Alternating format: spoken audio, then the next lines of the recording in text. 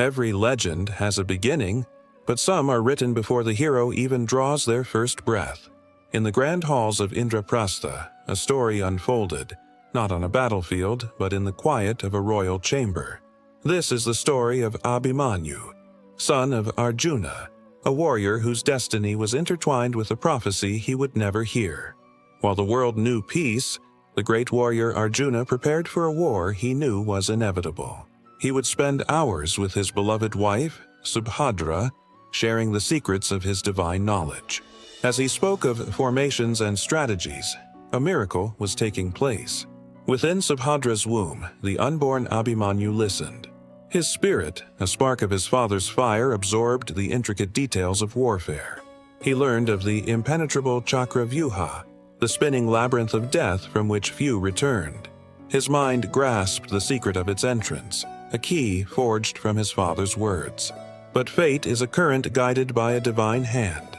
Just as Arjuna began to reveal the path of escape, the serene and all-knowing Krishna entered. He saw the knowledge being passed, and he saw the destiny that must be fulfilled. With a gentle hand and a knowing smile, he steered the conversation away, leaving the final chapter of the lesson unread. The path into the labyrinth was known. The path out was sealed by divine will. As a child, Abhimanyu was a prodigy. The arts of war were not taught to him. They were remembered. The bow felt like an extension of his own arm, the sword a familiar friend. His trainers, battle-hardened veterans themselves, could only watch in awe as he displayed a genius for strategy that rivaled men twice his age. He was more than Arjuna's son. He was a warrior born of knowledge, a legend in the making. His fate was set, a path of glory and ultimate sacrifice, leading to the heart of a battle that would shake the foundations of the world. The day dawned under a blood-red sky. The drums of war beat a rhythm of impending doom. On this day, the Kaurava commander, Drona, unleashed his masterstroke, a weapon not of steel, but of strategy. He forged the Chakravyuha, the discus formation, a living, breathing labyrinth of soldiers designed to consume heroes and crush armies. It was a formation so complex, so deadly, that only one man alive knew its secrets completely: Arjuna. But the Pandavas' greatest champion was gone, lured to a distant corner of the battlefield, fighting a war of his own. In the Pandava camp, hope withered. King Yudhishthira, the beacon of righteousness, saw only the path to annihilation. The mighty Bhima could only rage at an enemy he could not reach. Defeat felt not just possible, but inevitable. Into this silence of despair, a clear voice emerged. It was Abhimanyu.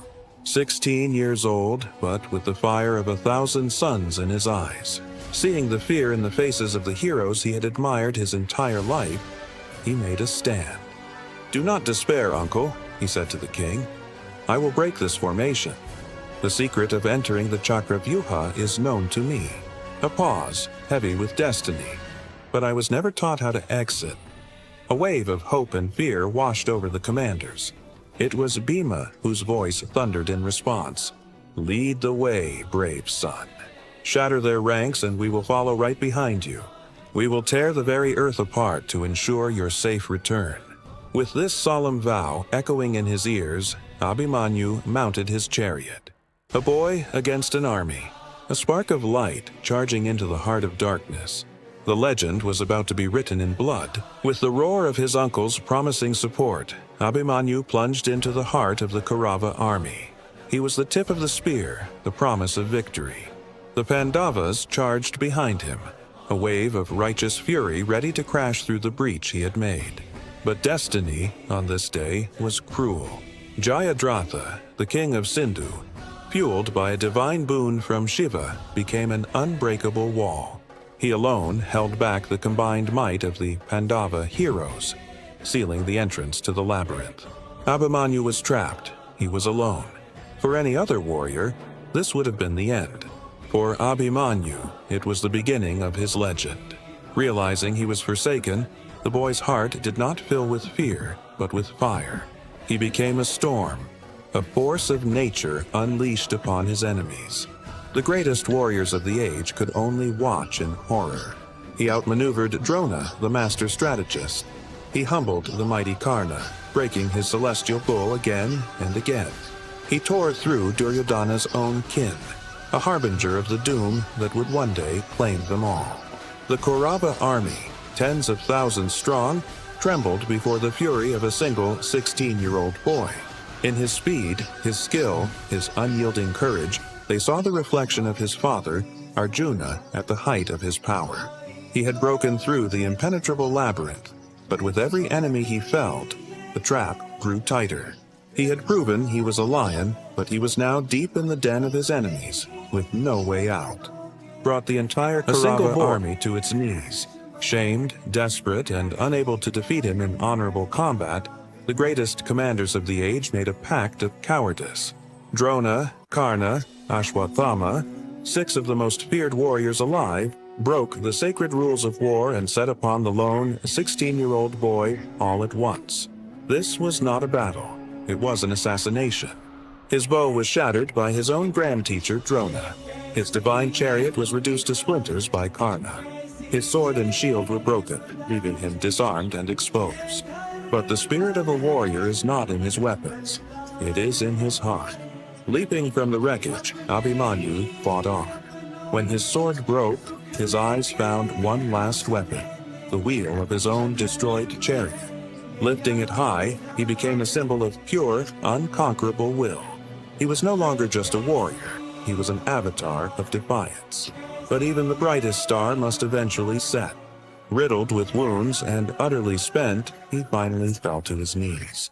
In that moment, the final act of shame was delivered, a cowardly blow from behind. As he fell, the sun set on the 13th day, as if the heavens themselves could not bear to watch.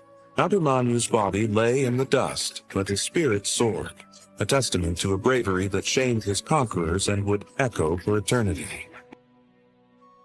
Arjuna returned from his battle a victor, but there was no victory to greet him. The air in the Pandava camp was thick not with celebration, but with a silence so profound it was a scream. His heart knew a truth his mind refused to accept. He found his brothers, the world's mightiest heroes, broken. And in the center of their sorrow he found his son, 16 years old, lifeless. The story was told through tears of guilt and rage. How the promise to protect him was broken. How Jayadratha, king of Sindhu, had become an impassable wall of fate. And how, in the ultimate act of cowardice, 6 of the Kaurava's greatest warriors conspired to murder one lone boy who had already been disarmed. As Arjuna held the body of his son, the grief of a father became the fury of an avenger. The tears in his eyes burned away, replaced by the cold fire of a terrible purpose. He rose, not as a mourner, but as an instrument of divine retribution. Lifting his legendary bow, Gandiva, he made an oath that shook the heavens and the earth. A vow that made the setting of the next day's sun a death sentence. "I swear," his voice echoed, "that I will slay Jayadratha by sunset tomorrow, or I shall walk into the funeral pyre myself." While one camp drowned in sorrow and vowed revenge, the other celebrated a victory that would cost them everything.